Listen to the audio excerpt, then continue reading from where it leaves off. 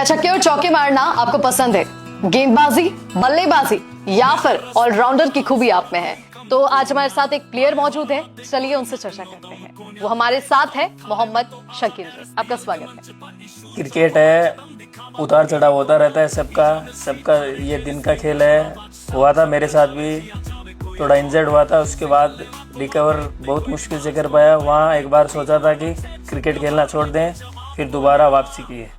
RSPL बिल्कुल एक बड़ा टूर्नामेंट होगा, राजस्थान के जितने भी प्लेयर हैं सबको खेलने का मौका मिलेगा, क्योंकि यह एक राजस्थान का सबसे बड़ा टूर्नामेंट है। इससे बड़ा टूर्नामेंट अभी राजस्थान में हुआ नहीं है। तो मैं सभी से ये कहना चाहूँगा कि सभी ज़रूर इस प्रतियोगिता में हिस्सा लें, अपना फ्यूचर बन सकता है इस टूर्नामेंट में। इसमें विनिंग प्राइज़ 1 करोड़ होगी। अभी तक राजस्थान में ऐसा टूर्नामेंट हुआ भी नहीं है और मेरे हिसाब से होगा भी नहीं। तो जिन्होंने रजिस्ट्रेशन नहीं किया है वो ज़रूर रजिस्ट्रेशन करें और इसमें हिस्सा लें।